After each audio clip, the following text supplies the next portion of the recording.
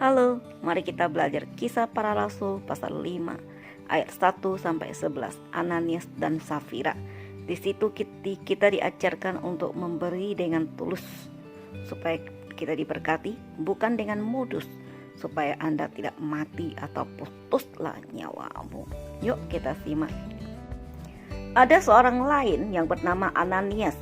Ia beserta istrinya Safira menjual sebidang tanah. Dengan setahu istrinya, ia menahan sebagian dari hasil penjualan itu, dan sebagian lain dibawa dan diletakkannya di depan kaki rasul-rasul.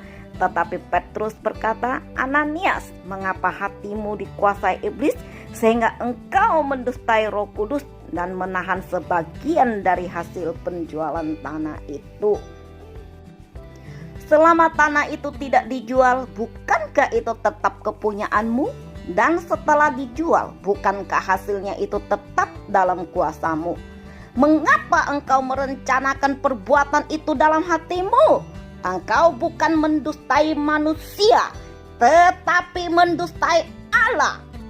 Ketika mendengar perkataan itu, rebalah Ananias dan putuslah nyawanya. Maka sangat ketakutanlah semua orang yang mendengar hal itu. Lalu datanglah beberapa orang muda, mereka mengapani mayat itu, mengusungnya keluar dan pergi menguburnya. Kira-kira 3 jam kemudian masuklah istri Ananias, tetapi ia tidak tahu apa yang telah terjadi. Kata Petrus kepadanya, "Katakanlah kepadaku, dengan harga sekiankah tanah itu kamu jual?" Jawab perempuan itu, "Betul, sekian." Kata Petrus, "Mengapa kamu berdua bersepakat untuk mencobai Roh Tuhan? Lihatlah, orang-orang yang baru mengubur suamimu berdiri di depan pintu, dan mereka akan mengusung engkau juga keluar." Lalu rebalah perempuan itu seketika itu juga di depan kaki Petrus, dan putuslah nyawanya. Ketika orang-orang muda itu masuk, mereka mendapati dia sudah mati. Lalu mereka mengusungnya keluar dan menguburnya di samping suaminya. Maka sangat ketakutanlah seluruh jemaat dan semua orang yang mendengar hal itu. Amin. Firman Tuhan hari ini mengajarkan kepada kita, jangan sekali-kali kita belajar seperti Ananias dan Safira, supaya tidak putus nyawamu, supaya tidak mati engkau seketika, supaya engkau tidak rebah dan meninggal dunia. Ingat, berilah dengan tulus, dengan kasih, dengan sukacita, seperti jemaat-jemaat yang lain. Mereka semuanya memberi, tetapi mereka tidak mati. Karena kenapa? Karena mereka membeli dengan tulus. Tetapi kenapa yang mati itu cuma Ananias dan Safira? Padahal waktu itu banyak sekali jemaat-jemaat yang sama, dengan cara yang sama, menjual harta yang sama, dan persembahkan di depan rasul-rasul, di depan kaki Petrus. Karena mereka memberi dengan sukacita, memberi dengan tulus, ingin memperluas kerajaan Allah untuk menggenapi amanat agung. Dan mereka bahkan bersukacita dan mereka diberkati, dan mereka tidak kekurangan karena mereka memberi dengan tulus. Apa perbedaan persembahan yang diberikan oleh Ananias dan Safira yang menyebabkan dia mati seketika, yang membuat dia rebah dan membuat nyawanya itu putus? Dan kenapa membuat Petrus begitu marah? Dan yang membuat Petrus menegur dia dengan tegas dan berkata, "Ananias, mengapa hatimu dikuasai iblis sehingga engkau mendustai Roh Kudus dan menahan sebagian dari hasil penjualan tanah itu?" Lihat apa yang Petrus tegurkan kepada dia. Karena dia menahan sebagian dari hasil penjualan tanah itu. Kalau dipikir-pikir, ya sepertinya ya itu hak dia untuk menahan. Karena itu memang tanahnya dia. Tetapi firman Tuhan berkata, Petrus juga berkata, selama tanah itu tidak dijual, bukankah itu tetap kepunyaanmu? Dan setelah dijual, bukankah hasil itu tetap dalam kuasamu? Petrus dengan tegas mengatakan, "Mengapa engkau merencanakan melakukan perbuatan itu dalam hatimu, engkau bukan mendustai manusia, tetapi mendustai Allah. Artinya Ananias dan Safira dengan kesepakatan bersama, mereka suami istri, mereka memberikan persembahan dengan modus. Padahal itu tanahnya dia, miliknya dia. Dia mau memberi sebagian, memberi semua, memberi sedikit, itu haknya dia. Lalu kenapa dia mesti menipu? Dia harus berbohong. Dia menahan sebagian dari hasil penjualan tanah itu, dan dia mengatakan bahwa semuanya dia persembahkan. Di depan kaki rasul-rasul, di depan kaki Petrus, itu kan modus. Itu bisa menyebabkan perselisihan dan menyebabkan pertengkaran, menyebabkan salah paham. Karena kenapa? Dia menjual tanah, artinya ada orang lain yang membeli.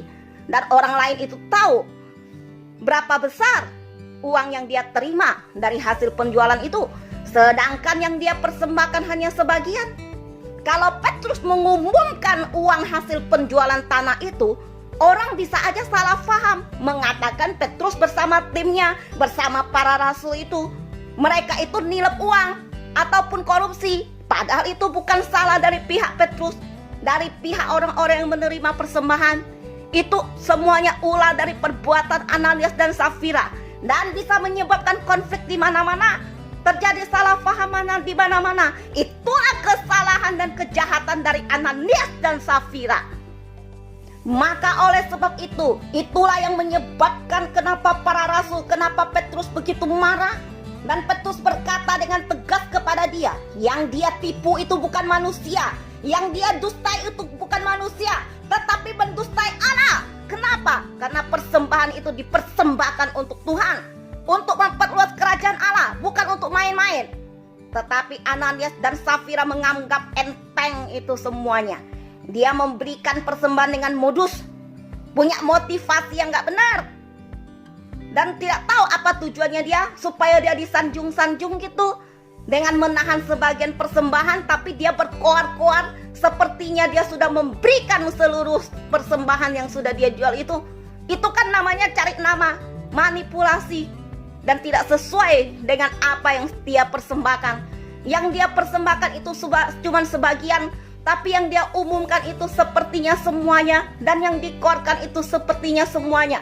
Dan apa yang dia lakukan itu bisa menyebabkan banyak hal di luar. Maka daripada itu, ketika Petrus menegur dia, maka rebalah Ananias dan putuslah nyawanya. Oleh sebab itu, jangan pernah main-main di hadapan Tuhan, karena Roh Kudus mengetahui semuanya. Jangan mengira selama ini engkau baik-baik saja. Kenapa? Karena belum ada yang menegur. Kalau sudah ada orang yang menegur engkau dan engkau tidak bertobat, maka engkau juga akan putus nyawamu sama seperti Ananias dan Safira. Itulah hukumnya, itulah keadilan Allah. Sebab di hadapan Tuhan tidak ada yang tersembunyi. Oleh sebab itu berhati-hatilah. Karena setiap perbuatan yang engkau lakukan, engkau harus bertanggungjawabkan di hadapan Tuhan. Jika sudah waktunya murka Tuhan dicurahkan atas hidupmu, maka binasalah engkau beserta seisi keluargamu. Oleh sebab itu, jangan sekali-kali bermain-main di hadapan Tuhan. Bertobatlah. Hal yang sama juga terjadi kepada istrinya Ananias. Setelah 3 jam setelah Ananias mati, rebah dan putus nyawanya, istrinya masih tidak tahu apa-apa. Istrinya masih dengan sombongnya, dengan bangganya masuk dan bertemu dengan Petrus. Tetapi Petrus masih memberikan dia kesempatan dan berkata kepadanya, "Katakanlah kepadaku, dengan harga sekian tanah itu kamu jual?" Jawab perempuan itu, "Betul sekian." Lihat kejahatan hatinya, kemunafikannya. Dia tetap berpegang teguh pada kesalahannya. Maka kata Petrus, "Mengapa kamu berdua bersepakat atau kong kali kong bersekongkol untuk mencobai Roh Tuhan?" Lalu Petrus berkata, "Lihatlah, orang-orang yang baru mengubur suamimu berdiri di depan pintu, dan mereka akan mengusung engkau juga keluar." Lalu rebalah perempuan itu seketika itu juga di depan kaki Petrus, dan putuslah nyawanya.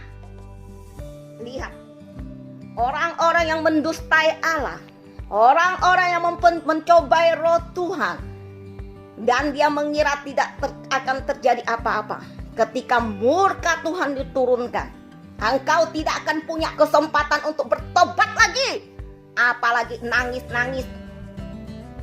Hati-hati, jangan pernah bermain-main di hadapan Tuhan kalau engkau tidak mau putus nyawamu. Main-main dengan persembahan.